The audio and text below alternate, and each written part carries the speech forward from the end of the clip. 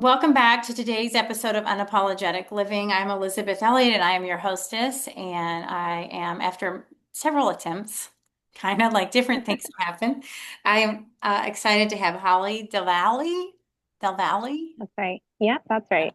Okay, good. Thanks. Thank you for joining me on the show today.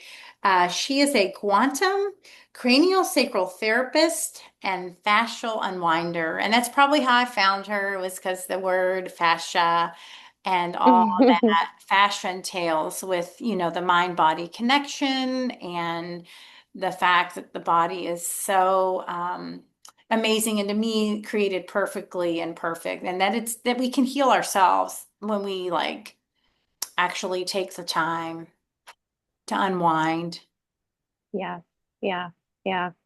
I think that's probably the biggest thing. I know you had just asked me that, and we talked about different things, but I think probably the biggest part of that whole thing is that we do have a lot of trauma in our body, and it doesn't have to be capital T trauma. This can be any single emotion that, has been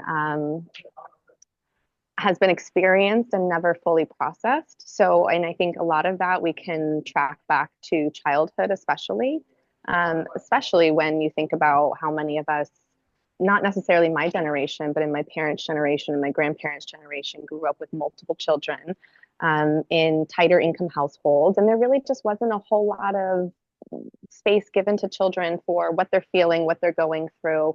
And all of that, in addition to capital T trauma, inflicts and stays in the body. And I think, much like a computer system, if it's not defragmented, if it's not unwound, then it can't operate at its best. And when it is, it's actually a wonderful system that is, I mean, actually way better than any computer than we've ever dealt with and is divinely made. So it knows how to adapt and self heal when it has the right tools. That's what I have found.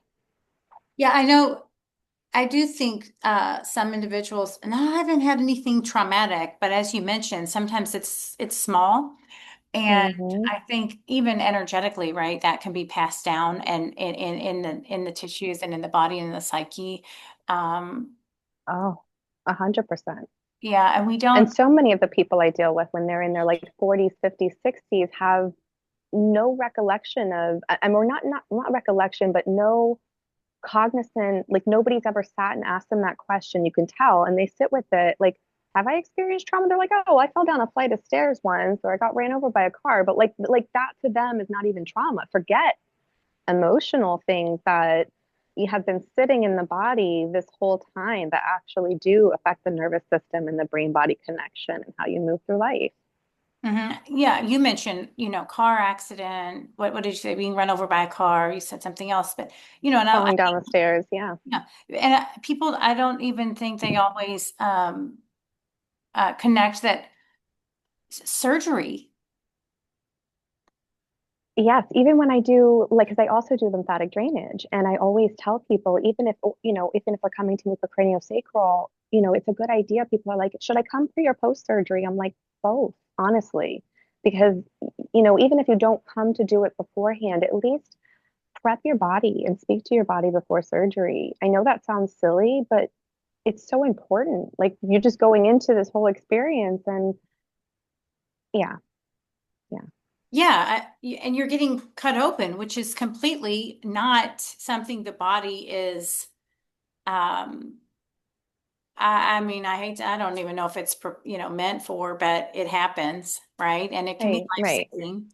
Um, but it definitely impacts the body, which is, I think, probably what brought me to my work with fascia is being having a spinal fusion at the age of 12 Hmm. and having, a scar, which that's a whole nother thing, right? How the scar tissue can affect the communication. Yeah, yeah. Um, but that, you know, when you think about if you know you have this impending operation coming up, there are feelings and emotions Mm-hmm. Mm-hmm. surrounding having your toe taken off A or 100%. And when you talk about that scar tissue, that's a big part that, physicians and surgeons haven't. really thought about like, oh, you're going to need to have that broken up afterward. It hasn't really been a big deal. I mean, so many times I wasn't expecting to have a C-section. And if I hadn't been a massage therapist prior to and knowing how important it was for scar tissue work and all of that, I wouldn't have known that the importance of doing that type of work on the C-section scar post. And when I talk to women now, I'm like, when they have adhesions and scar tissue, well, scar tissue from the surgery, and we're cutting off the lymph flow in a major section. And then the scar tissue that forms there, not to mention if there was trauma surrounding that, if there was fear leading up to that, now it's all trapped in that tissue that has now created a scar tissue now adhering to the internal organs. So now we're talking women who have issues with pelvic floor issues, or, they're like, wait a second. I'm like, there's a connection there, but they haven't, they don't really express that. So it's still a learning curve for us all. Yeah, and many allopathic physicians aren't going to connect those dots. I find more of them are, but I don't know if that's just because of the area I'm in and you see what you are putting out there type of, it's like Yeah. I'm seeing, so it's like it's hard to know if that's just what I'm seeing or if that's becoming more prevalent. And I live in Sarasota area, and this area just breeds more people who see the full picture, Yeah, yeah, it yeah. seems. Up here in Kentucky, I would say it's probably a mixed bag, but um, I shouldn't say breeds, like attracts. yeah, yeah. Lots of people have been moving here. Yeah. So, okay. So then the bulk of your work right now is cranial sacral, or is it just Mhm. like sort of led by how the client presents? So, I mean, honestly, craniosacral saved my life. So that's my passion. And I think as that understanding of what it is and how, like as that has evolved for me, especially through having my son and the importance of how important it is for children and babies, it's just been mind blowing for me. And on a quantum level, it keeps getting more and more fascinating. So I don't know. It's just for me, it's one of those things that I think I'll constantly be shouting from the rooftops, even if I'm doing other modalities. Yeah. So now you say it saves your life. Yes. Oh, 100%. 100%. Can you elaborate? Yes. So I was 26, um, and at that time, Gardasil was a shot that you could get up until the time you were 26. And at that point, for whatever reason, that was like the age restriction. So my OBGYN had been talking to me about it, for a couple years, just trying to get me, but never really had a real selling point, no real reason. And I wasn't anti. I just was like, I don't see us. I know. So I just didn't until I had an abnormal pap. And him and his entire team, the nurse, the midwife, they went through an ultrasound. They went through this whole scene that if I had to keep getting the LEAP procedure, which is what they scheduled for me with the abnormal pap, which for those that don't know what a LEAP procedure is, it is where they, take a piece of your cervix in and they send it in to test it for cancer. So they explained to me that if you keep having abnormal paps, you're going to have to keep having this procedure done, and your cervix doesn't grow back. That's not true, but that's what they told me. And that if that has to be happening, and I'm in my childbearing years and I want to have children, that my cervix may have to be tied like a balloon and that it may not hold the baby. So it would behoove me to get this shot. And I mean, at that point, I'm like, okay, this picture sounds awful. Like, fine, I'll get the, you sold me, I'm good. So it was a 3-dose series, and I can't recall feeling anything from the first or second, but to be honest, I was very like not connected with my body at that point. And I had just been going through a lot of stress. So my nervous system was already in a very chronic fight or flight point. By that third shot, though, within 2 weeks, I was waking up in the middle of the night feeling like somebody had punched me in the stomach. Like, and I now know that was my diaphragm taking like a fascial hit. There was, but at that time I thought, oh my God, what's going on with my stomach? And I thought I had an ulcer. I didn't know what was going on. Went to the ER, everything fine. Nothing's fine though. I was having diarrhea multiple times a day. I couldn't eat anything. I was slowly not being able to even feel like I could work because I felt like I couldn't. even sit at work because if something happened, like I had to go right then and there. I'm like, I can't even be at work. Like I don't feel good. It's just so within 2 months of going back and forth to hospitals, seeing different specialists, I had lost 40 pounds. And I'm not a big person. So I was 140 pounds and I had dropped down to 98 pounds in 2 months, which was not a great thing. It was awful.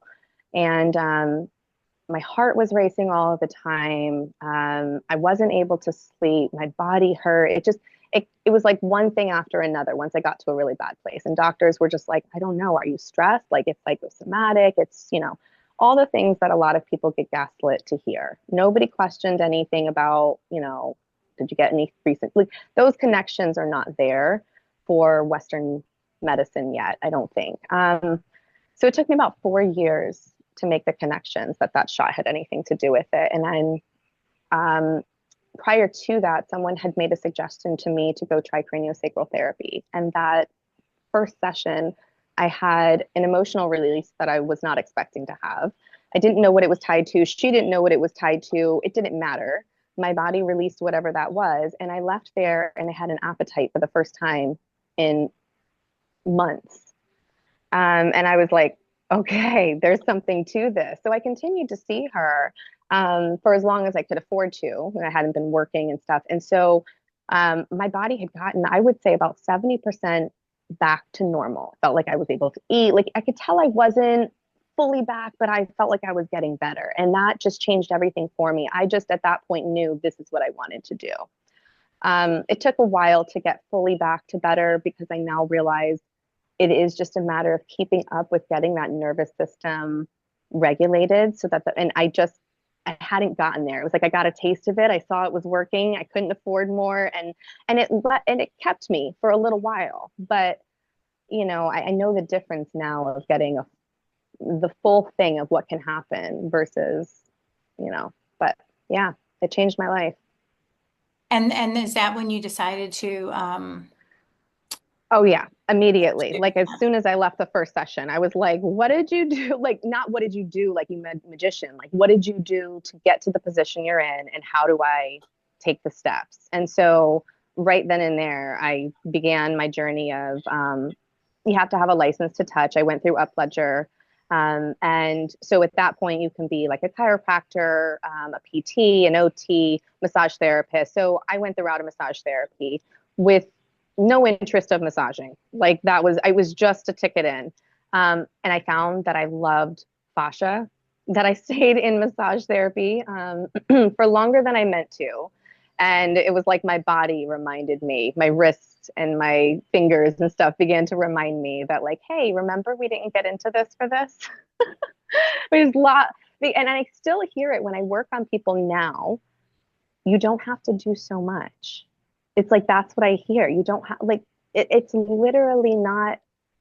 We can get into it, but it is literally a quantum effect of what happens, and we do so much as people trying to help, and that's fine. But sometimes we're not. This is the only thing I have found where you're just allowing the body to do.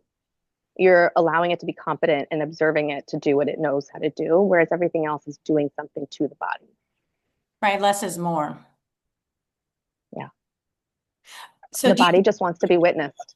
right now in Florida, you have to have the massage license, right? Is that and Florida, Anywhere, anywhere. If you're going to go through Upledger, for well, okay. cranial, because in Kentucky, I know that I can do the fascial stretch therapy and I don't have to have a massage license. I do have a massage license. Okay. And Okay. like I think because there were some people I want to say in Florida, I knew Florida was different. Somebody told me Florida was different. So like you can't do I'm not Reiki, really you can't do sure. cranial without a massage Somebody license said in that. Florida. Yes. So somebody said that to me too, that you couldn't even do Reiki without having a license to touch. You had to have a massage therapy license. And I don't know what the exact rules of that are because I know there are a couple people here who don't have that, who, practice just that. So I don't know. I Yeah, and I think in know. the eyes of Florida, they think it's a massage modality. And I Yeah. can understand the importance of needing to understand how the fascia works. Like Hmm. I do get that, but Yeah, and I know it could, I mean, things change, right? When I heard that it was years ago. Yeah, But I know that here to do cranial, you do not have to have a massage license in Kentucky. that's fantastic. Yeah. That's fantastic. Not to stay on the I guess you tested positive for what, HPV? Is that what it was? Yes. Well, was that what it was? Um, no, it was just that, no, it was that I had an abnormal pap and HPV is what the Gardasil shot was supposed to be protecting Right, against, yeah. which would be, so like because it had to do with the whole cervical cancer, they were like, well, this will protect you. I didn't have anything. It was just a preemptive because otherwise they're going to have to keep cutting my cervix till I had nothing left, is the Right. image that I was given. Yeah, and that's kind of what they told me too. I think it was around 2011. I was 30, I don't know, however old that was. 33, I don't know, 32. I'm not going to do the math right now, but I had an abnormal pap smear too, which I guess, she said was essentially maybe HPV, maybe not. And Yeah. they wanted me to undergo the LEAP procedure. But at that time, I really wanted Hmm. a third baby. And I was like, I'm not going to mess with the integrity of my cervix. And Good so for you. That was smart. I opted for some intravenous vitamin therapy across the river. I had to go to Indiana for it because they didn't do it here at that time, and Hmm. some holistic treatment. And, the next time it was gone. With that being said, and I'm just putting this out, food for thought for our audience, because I wonder about it. That is a PCR test. Mm. And the COVID was a PCR test, and it's very inaccurate. And Hmm. sometimes I have wondered if maybe these abnormalities have never been actually abnormal in the first place, and Uh-huh. that it is to push, you know, Hmm. medical procedure. Well, I don't want to go I down there. have I do wonder that sometimes. there's a girl now and she's just recently decided she's going to get off of Instagram, but if you go to her page, you can learn a whole plethora of information regarding this. I think her page now is Cervical Wellness. I think that's her handle. But I started following her years ago because she was speaking out about the Gardasil shot and everything, because her whole deal was teaching women how they didn't need to believe that HPV was something like this was like you got IVs and you didn't have it the next time. Most of the time, it goes away on its own, even without that. And that's what she teaches women because we just don't know. And they make this big fear and hype. And again, because, there's a lot of pushing and all of that. But Well, and that that shot protects what, maybe against four right, strands, and there's right, hundreds. And so it just, again, just the way, I don't know, they push it as an cancer prevention. right. And it's interesting to me that at the point that it was pushed on me, I had like it was being for 2 years every single time. And I was in the office like all the time for something or another. It was being pushed on me to go in, get the shot, get the shot, because there's a cutoff. It's 20. Now you can be like 60 or you can be like 2. Like it doesn't seem to matter. And I'm like, yeah, anyhow, but Yeah. And then I could go down another rabbit hole there. Well, now we need to get rid of it. So let's just, however we can get rid of it, right? yeah, yeah. Anybody we can. So when clients find you, you kind of, I assume, it intuitively work. They show up, they have a problem, and then do you still do massage, or that's just sort of a license that you carry? I have to have it. So I just have it for that reason. I love massage. But it's not as potent like by any means. And I think that just my higher self just has literally made it where my body is like, we're not here for that. That's not what we're gonna do. So as much as I love it, I can't. Anytime I think I'm okay, I suffer for it later in my thumbs and my wrists, and I'm like, okay, I shouldn't have done that. So, So that connection to the mind body, right? As you mentioned, that brain hmm body connection. I'm with you hmm very much so. Um, I went into massage not to go into massage, but I was doing the fascial work first. Uh, yeah, but I wanted just to know the body better, and so I continued my education, and that was here. I didn't have to travel for it, which made it easy. yeah. And but that was never my intention. But just being in tune to the fact, right, that your thumbs and wrists, and some people might just like, just put that over to the side and not think anything of that. Mm-hmm, But mm-hmm. I'm a huge believer in metaphysical diseases 100%. Yep. in the body and the body's um, signs, if we're paying attention, can guide 100%. us, really. Yes. 100%. And that's something that, came, my injury from the Gardasil shot was the ugliest, darkest time of my life. My recovery from that was just dark and grim. My body felt like it was falling apart. I literally thought I was dying. I didn't have any hope from doctors. They were just like, I don't know what's wrong with you. And I was like, well, I don't either. And I don't know what to do. And at this rate, at, 20 something pounds a month, how many more months can I go? What's going to be the quality of my life at this point? What is happening? I mean, everything about my life had changed. It was a grieving process. I just wanted to die. It was terrible. Um, the experience of going through that and then being able to see this side of it now is like that black box that I was given was the best, most beautiful black box I could have ever been given, because through that experience, I was able to learn that body mind connection, that metaphysical everything, the signs and everything in the body is a communication. No, my body wasn't failing me, it was screaming for help.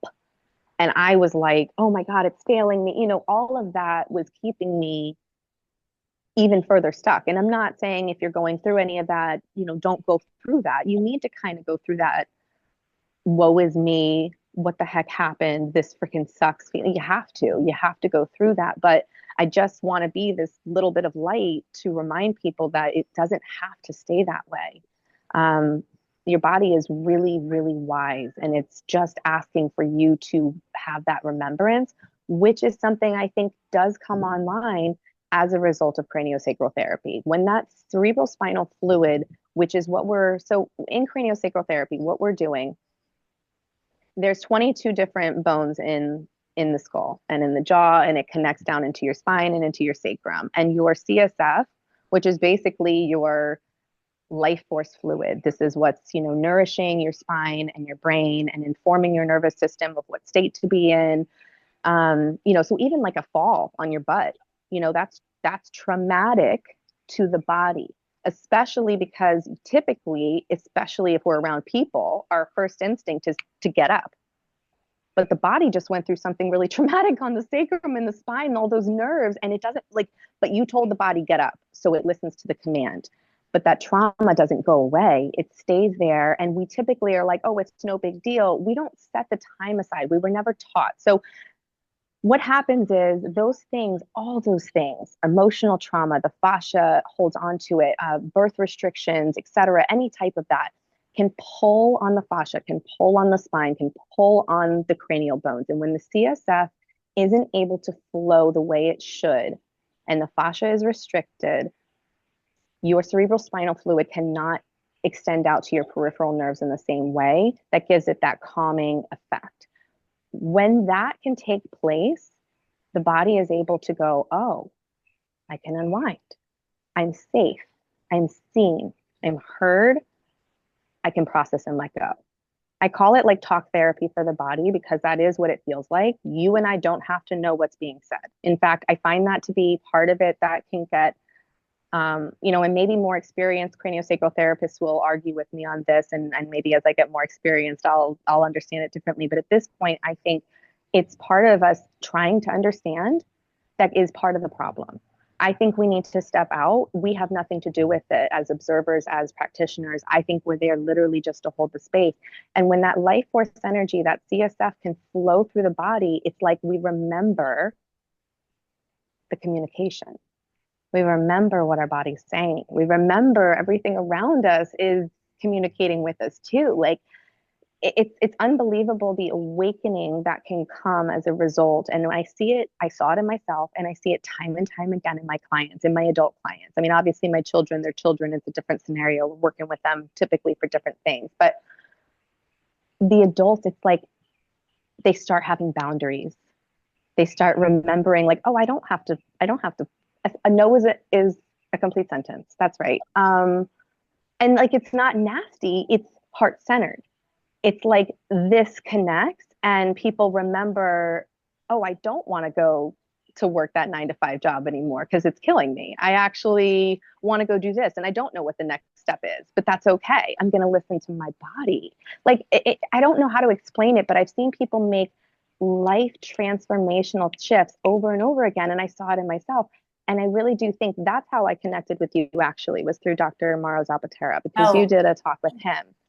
And I did a talk with him last year about the I amness of the CSF. And because when he said that, I was like, that's what I'm saying. That's what I feel is what's happening. It's so much more than the physicality of what we're doing and the trauma of, like, yes, all of that is true, but it's so quantum and it's so powerful that it's hard to explain in, what is craniosacral? It's so tough. I'm like, which angle do you want to talk about? yeah. Yeah, and it's that connection, right, with the pineal gland, right? Connecting, Yes.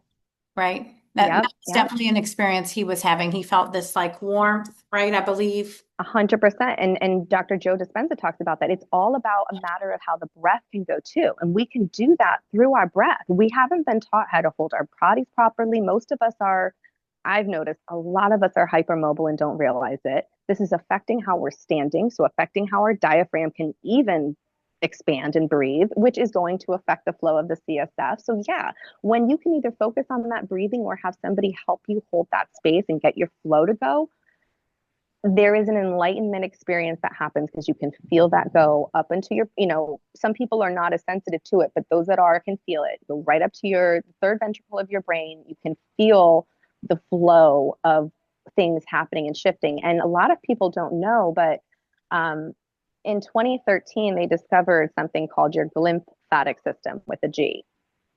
And you may have heard of this, but this is essentially where your CSF is bathing your brain when you're sleeping and carrying out toxins and proteins into your lymphatic system. This is huge.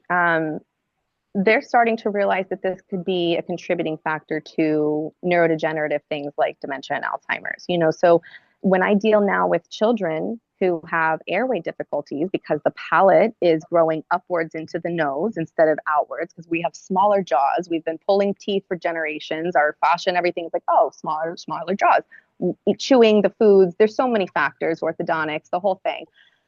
But it's affecting their airway. We have a lot of mouth breathing children, dark circles under their eyes, grinding their teeth. I used to think I just loved eating so much that I dreamt of eating, because I was like, I can remember as a kid chomping my teeth at night. That was an airway issue. My Yeah. orthodontist said I was a teeth grinder.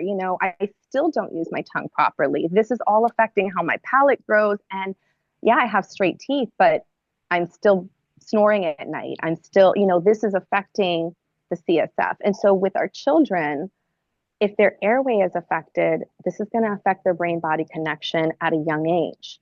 So yeah, we might be seeing neurodegenerative stuff in our elderly now, but we're starting to see effects of even harder things on the nervous system at a younger age now, because when they can't breathe, this affects their primitive reflexes. This affects how they can sleep, the oxygen that they're getting to the brain, and it affects how their nervous system copes through life. And nowadays we have so many different, chemical toxins, 5G, food. There's so many combative technology, lights, things that are affecting the nervous system that most of us just don't even take a second thought to.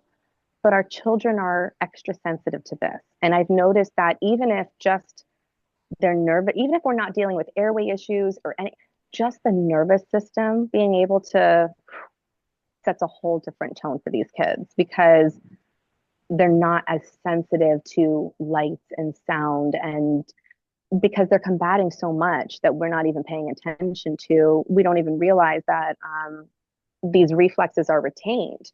And this is a big part that I think a lot of us are missing too. And I think that plays into how they're able to breathe.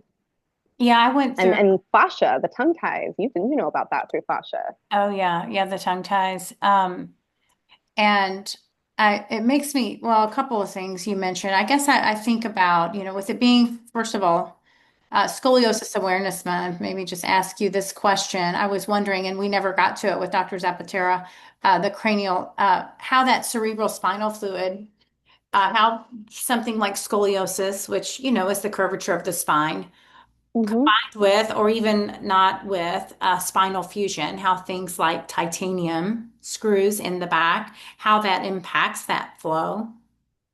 Yeah, that's a really great question.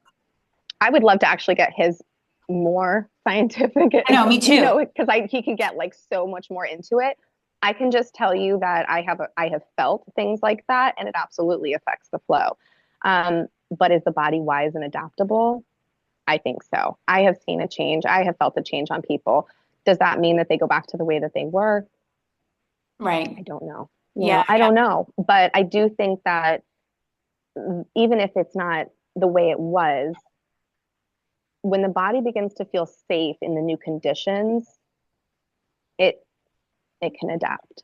And it's really just about that bringing safety to that experience in that area, what has happened, because I doubt you've had that at 12, like you said, lots of fear, lots of, and then recovery pain, anything you've ever felt, if you ever did anything, I'm sure you wonder, like, what's that doing, just being able to feel safe in your body is a huge thing. Yeah, and I think a lot of people really don't even understand that they are walking around maybe feeling a little bit less safe than they can truly embrace Even understand, or you know, digest. you, you brought up something so important earlier that you were like, oh, like the stuff, these emotions can stay in the cells. And my child went through losing his first tooth in January. I've always known kids to be so excited about losing teeth. Like, I mean, don't get me wrong. As a craniosacral therapist, I always let parents know when teeth come in and when teeth go out, mood shifts, behaviors, all of that can play in because we're dealing with nerves and the cranial bones. Everything's going to move and shift. Okay, so there's that. I knew that. I was not expecting what we had. My son went through complete meltdowns over his face shifting. Are all his teeth going to fall out?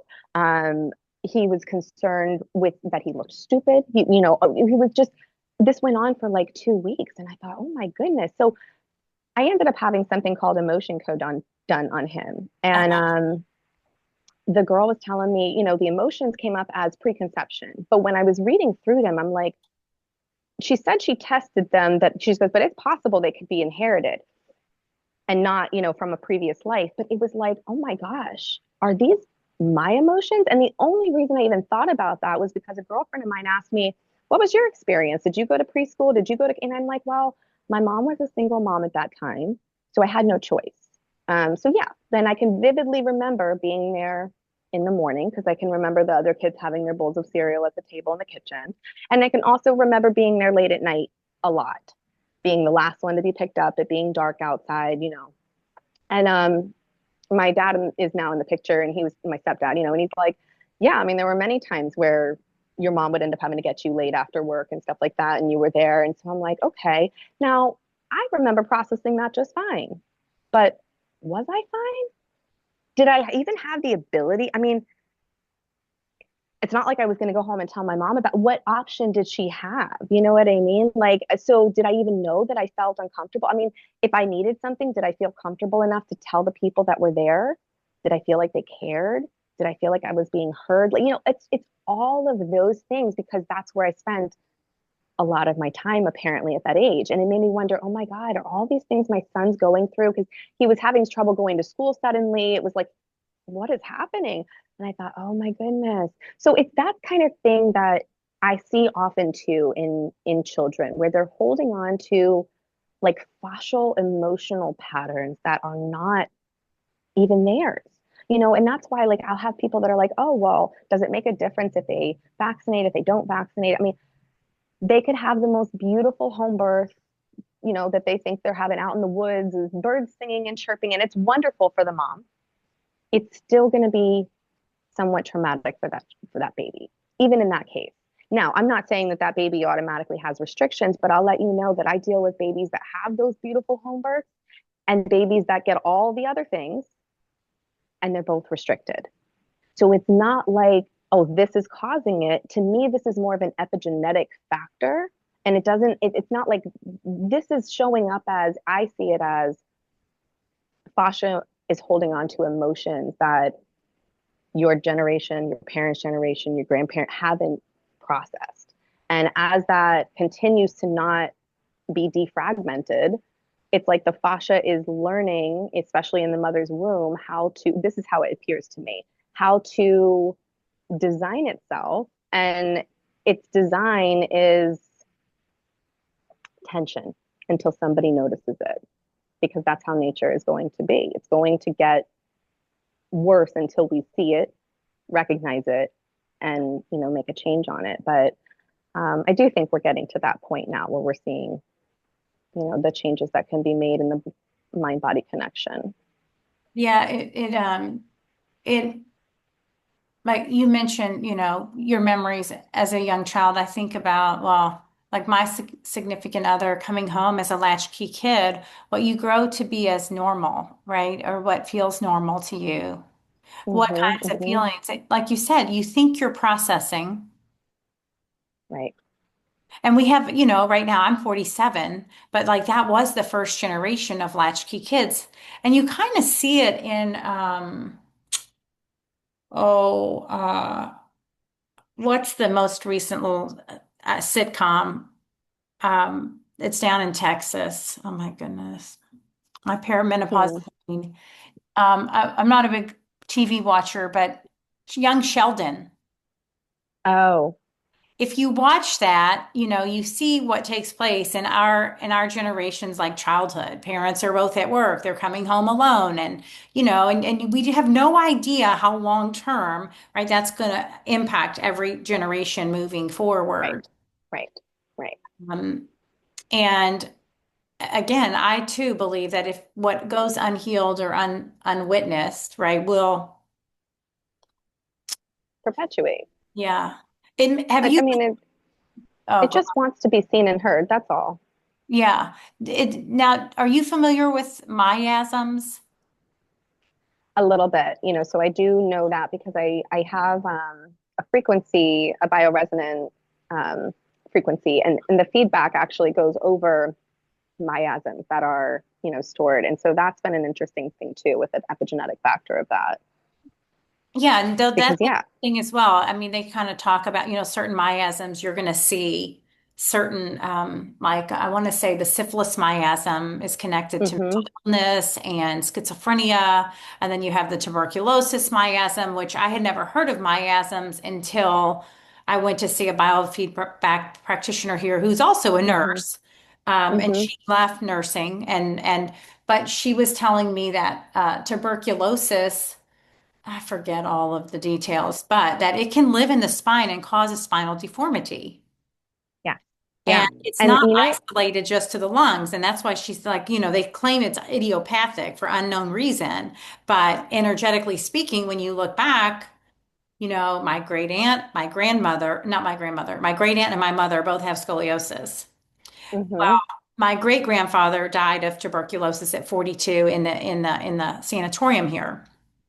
Mm-hmm. He would That's go awful. away and then come back and go away and come back to to Waverly. And I think, he'd come back. She said they would inundate them with heavy, heavy doses of penicillin. So he'd come home, he'd breathe that, something about mold. I don't know.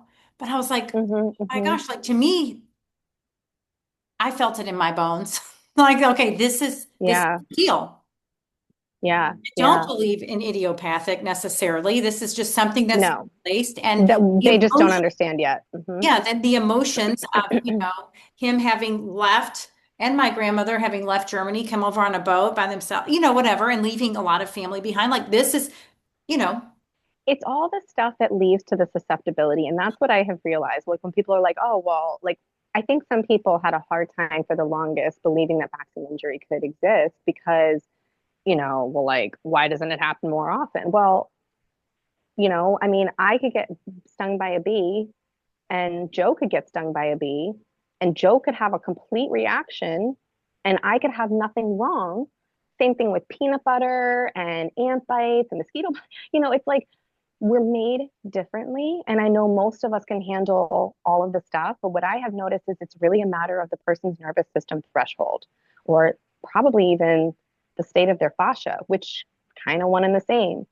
Um, because what I don't know if you follow functional patterns or not, or know anything about it because of the fascial work that you do, but functional patterns, they're basically focused on helping people use their body correctly. So using the muscles the way that they're meant to, and they help people who have scoliosis all the time Mhm. because to them, scoliosis is not idiopathic. Now, granted, like you said, there's absolutely other reasons that it could be pulling the fascia out of alignment, but what they do is teach the body how to pull back into alignment and reuse the muscles the correct way. And it is amazing to see that because for so long, I mean, same thing with craniosacral. We'll have people, people were told torticollis was something that they just had to deal with. That's not something they have to deal with. That's now something we realize if we can handle at the time of infancy, we can correct right away. And it makes a huge difference on how the rest of their body is responding. Because if this is tight, everything else is tight. Their digestion's probably off, their sleep, their, Mhm. discomfort, and they can't express that to you. Um, yeah, I went off on a tangent there, Yeah, but just thinking about my daughter fascia. had torticollis, and I don't know if we saw a cranial sacral therapist. I've definitely been to multiple cranial sacral. I mean, we did later, but when I looked like, okay, she had the torticollis, her latch wasn't correct, like it never sounded correct. We Mm-hmm, got it, but it took longer. Then she had a mild lisp. So I'm like, okay, once mm-hmm, she seemed like, oh, but her tongue wasn't tied, but all these things. But when you look back, and I had the perfect home birth, yeah, you yeah. know, and um, sometimes I also think that, we incarnate as a soul, that no matter how many like all good things are surrounding our We're intention, still going to go through our experiences. yeah, and it's an individual journey for the Mm-hmm, evolution and growth of our soul. I mean, that's what I deeply believe, and that 100%. Yeah, I know you were talking about like mouth restriction, like the breathing restrictions, and I think a lot of us Mm-hmm, don't know how to breathe. And mm-hmm. it's something I Oh, yeah. have read so much about in the last few years. Um, and it's an integral part of the Schroth scoliosis physical therapy modality. Mm, And even having taught yoga, I thought I was breathing. And this guy's like, no, you're not. You know what I mean? Like you think you yeah. are, and then you realize, Well, oh, I'm it's not. funny you say that because for years, obviously I didn't do yoga. Like I would do yoga and, they teach you to breathe through your belly and that's all real good. But we forget that the diaphragm is a parachute and we also need to breathe through our back. So lately I've been doing Pilates with, an instructor one-on-one because I realize if I go to a class, I'm not going to be doing the right muscle. I just know it. There are so many times, even several months now, that I'm doing one-on-one that my instructor's like, "Oh, close your rib cage, breathe into your, I am I'm having to retrain my brain to use the correct muscles because for the longest time I've been using accessory muscles to do things that primary muscles should be doing. And this is why fascia is also getting restricted. This is why emotions can hide in these spots. And I realize when people are laying on my table, not a single person is breathing properly. Most people's pelvis are not even in the position where their diaphragm can even expand properly. So, I mean, it just shows me this general dysfunction. And again, leading back to infants and tongue ties. And it's not just tongue ties, it could be buccal ties on the sides. Like my son has that, and we're going to have to deal with that now because I didn't know about that when he was a baby. Even as much as I loved craniosacral, had no clue at that point how amazing it would have been in our latching issue journey, our breastfeeding journey, his colic issues. All of that was signs of restrictions in his fascia that craniosacral could have easily helped with. I didn't know how important it was to get the tongue tie released. But, I figured, We didn't do all the other things, so I'm not going to do this. No big deal. I'll just exclusively pump and be in, misery for 7 months. It's fine. It Yeah. was it was not it wasn't the best solution for anybody. When I look at that now, it was absolutely the best idea to go and get that handled, even if all we tried was body work first. We didn't necessarily have to go, and do snipping if we didn't want to do that right away. But sometimes that is the best way. And I will say, most people will think that if, oh, I got a tongue tie redone, but he's still restricted. If you don't do body work, aka craniosacral, along with having the stuff snipped, the scar tissue is going to form. You're going to have restrictions again. And a lot of people don't realize that the tongue is attached to a main fascial line that goes down the front of your body down to your toes. So if the tongue is tied, I mean, it ties up a lot when it comes to digestion. And this can affect even how primitive reflexes begin to integrate. And whether or not, CDC took out crawling from a milestone, like that's a huge deal. I would not have known that prior to what I do, though. So I'm not saying this like, oh, everyone should think that crawling's a big deal. It's a big deal. I understand this from a brain body connection standpoint because of what I do now, and because if I understand there's restrictions in the body. If they're not going through that step, if they're just going straight to walking, it's because the body's going to go the path of least of resistance. Hmm. Not meant to do that, though. Even humans now, as adults, we would benefit in our brains to get down and crawl the right way. Yeah. So it's just not, I would have just been like, oh, my baby is so advanced. So I mentioned that because it is an important step. If your child is having latching issues, breathing issues, if you notice their mouth breathing, if they have dark circles under their eyes, you want spaces in between their baby teeth. If their teeth don't have spaces, that's also indicative of crowding, because once those bigger teeth come in, they're going to have nowhere to go. Everything's going to go up further into the nose because and I wish I had my little skull guy with me, but he's in my office to show you. But the roof of the mouth is the floor of the nose. So if you take your tongue right now and were to just like do a rainbow across the roof of your mouth, and you feel like some people can really, oh wow, that's real high. Well, that's affecting your airway. And so a lot of times when people have, we have kids doing sleep studies now, a lot of times they're not having sleep apnea and needing a CPAP machine per se. They need their facial bones while they're still growing to be helped to be restructured. And sometimes that means going through an expansion or having, some type of myofunctional therapy. Usually it's a combination of all of it. It doesn't always have to be that way, but it's not something that they just grow out of. And that's something I want to express to parents. It doesn't just go away.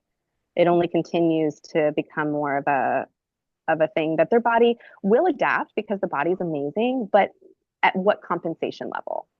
Yeah, so I think of a couple of things. I think about the number of cesareans and the importance of the baby skull going through the vaginal Yes. canal, Yep. Yep. right? And then I think about all the kids who are having all of this mouth work. Like my daughter had to have,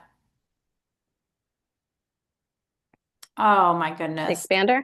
Yeah, I think so. Mm-hmm. But Mm-hmm. not my sister had one where she was like screwing this key, and um, Mm-hmm. my daughter had one, and I think, could that be avoided had we done more cranial sacral therapy? Right. Possibly. But, regardless, it's not like you do that and you don't get any benefits. It's just that it could possibly also, relieve having to do that. But yeah, And how that could impact kids, and then, just the dental work, right? Alone yeah. is Just pulling teeth, right? We're just a uh, lot of pulling teeth. And that's only going to make the jaws go, oh, okay, let's shrink up, close hmm up that space. hmm Even us as adults having our wisdom teeth removed. And a lot of people have permanent retainers too. I always ask people in my intake, have you had orthodontic work, if they're adults, have you had orthodontic work done? And do you have a permanent retainer? And most people don't realize that that permanent retainer is restricting their entire cranial system because the Yeah, teeth no, are my connected. daughter has one and she will not let it go because I was just, reading about that the other day. And I'm sure I'm Yeah. supposed to have my retainer too from, whenever it was. And I don't. But I people, just told the dentist last week when they were mentioning to me about possibly getting some Invisalign or something, or a retainer for my teeth grinding for strictly that purpose. And I expressed to him, I said, just because of what I do, my thought process of restricting my teeth just for the sake of my teeth not hitting each other, because I still have to deal with this teeth grinding thing now because I didn't fix it as a child, right? And now he's like, oh, your canines are rubbing, and if we don't deal with that, at some point you may have to get a crown, right? So it's like now it's at that point because it doesn't just go away. And so he was expressing to me I might need a retainer just to keep that from grinding. And I told him, I said, a retainer is going to restrict everything in my system. And if my teeth need to shift and they can't, it's going to show up in other places in my body. So Hmm. I just know far too well that that's not the route I'm going to go, especially if the only reason I'm doing it is to keep my teeth from grinding. I'd rather go see a myofunctional therapist, which is what I'm about to start doing, and use my tongue more properly Right. because that will keep me from having my teeth grind. And that's the root cause. And so I mean, I said it much more nicely, but I feel like, Yeah. I don't want to make it seem condescending at all. It's just that I want there to be this, yeah, like maybe that is something we need to be thinking about. Like maybe it's not just a matter of looking good and not having the teeth hit each other. Like we have to look at the full functionality of the body. The teeth are connected to everything, even nerve wise and meridians. Well, and you've got what that trigeminal nerve. Did you ever, I know we talked Right. about the handle. Um, did you ever look that up? Which one? The Handle Institute? Oh my gosh, no. No, thank you for reminding me. Well, definitely look that up because when you were talking about, what was it, the crawling, that was one of the places. And my mom taught early childhood music, and she always talked about how important it was for the cross pattern crawl. Yeah. And my daughter did not. She didn't Okay. crawl. She scooted. Yeah. Yeah. She kind of looked like Lieutenant Dan from Forrest Gump. That's what people would say. There's her Lieutenant Dan. Yeah. And And and it's cute. yeah, but she's also, through Handle learned that she's cross dominant. So she's Uh-huh. right-handed, left-eyed, right? So Mm-hmm. there's more work for her brain. She's got to Yep. cross, become right. And then very artistic, but academics have been challenging. Math is challenging. That makes so much sense. Yeah, slow to process. But one of the things I also learned there is, right, you've got these tiny little muscles around the eye, and Yeah. there's an activity with tapping on the trigeminal. Mm-hmm. Um, but that, these tiny little muscles, if you are nursing, right, a baby's nursing, the nipple Mm-hmm. hits the roof of the mouth right at the midline. Muscles Mm-hmm. here, right here along the eye, start to develop, which are important for convergence and divergence, right? For focusing, Right. for Right. tracking, for being able to Right. isolate one, right? So what you can Right. find is when these go, when there hasn't been enough sucking, Mm-hmm. Mm-hmm. there Mm-hmm. hasn't been that stimulation with the nipple on the roof, because some of these nipples, Mm-hmm. I think they've changed on bottles and such. Yep. All this stuff is taking place, and if they 100%. don't get enough of it,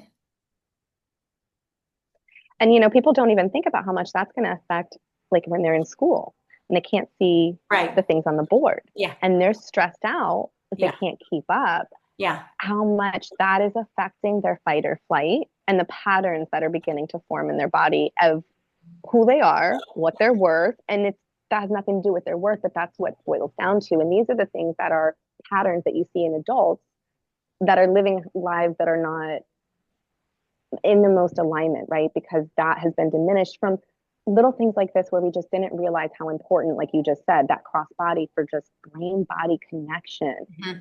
It's so important. Yeah. I know And you have a hard cutoff at 12:10, I so I'm know. just reminding of the time. Yeah, I know.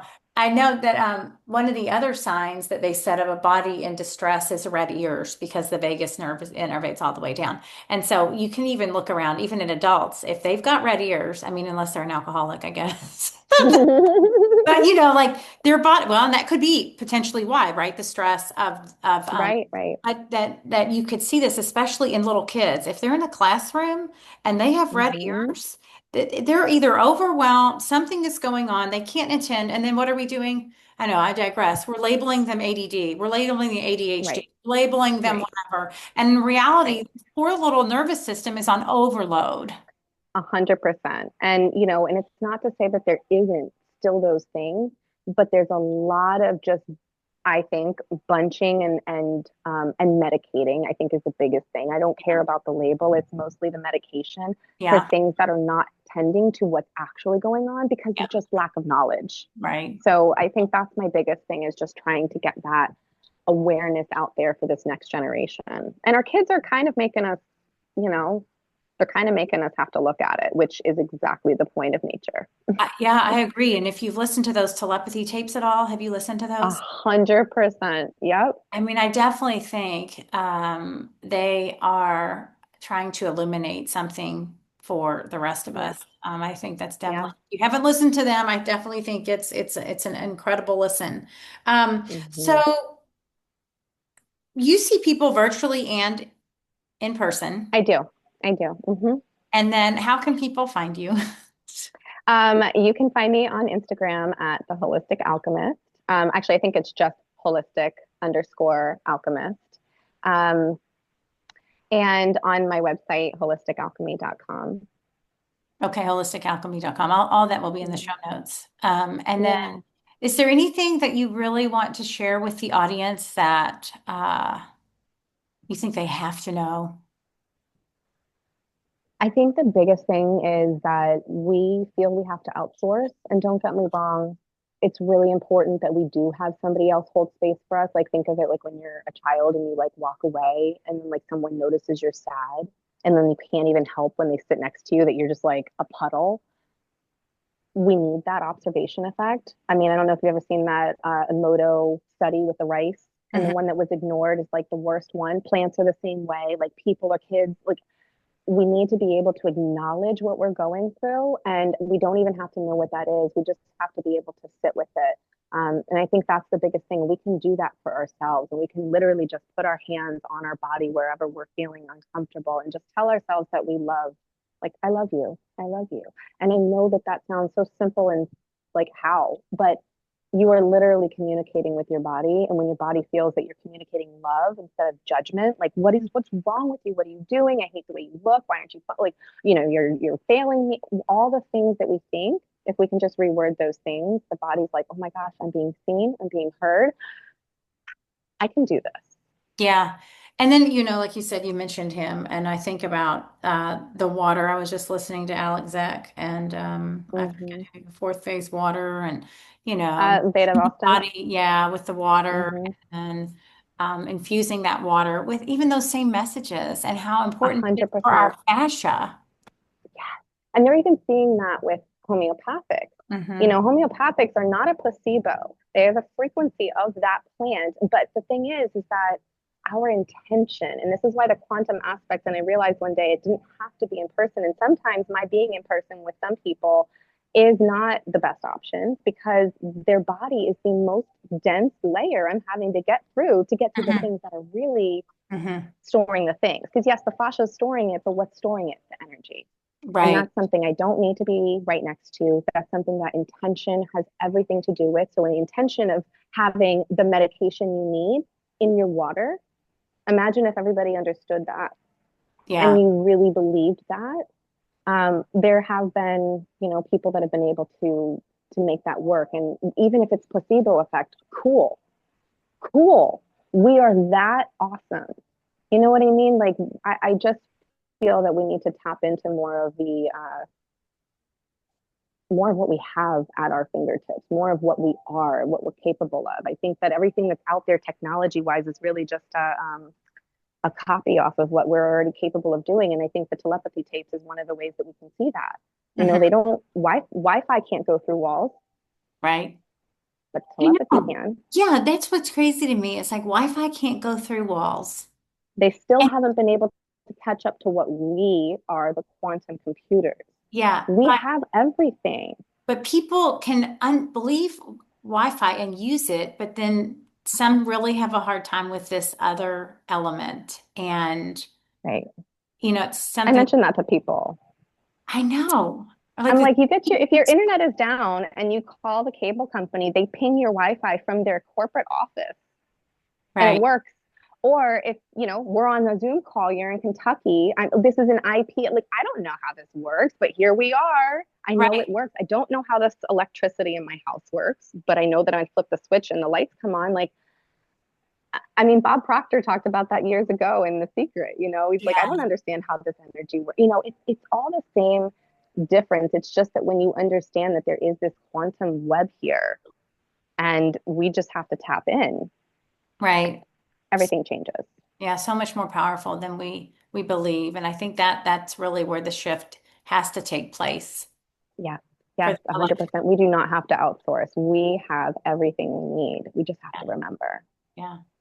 Well, thank you so much, Holly, for joining me. Thanks for having me. I'm so glad we finally got to do this. I know I'm sure we could keep going, but we'll conclude for now, and Yes. look forward to seeing you out on the gram.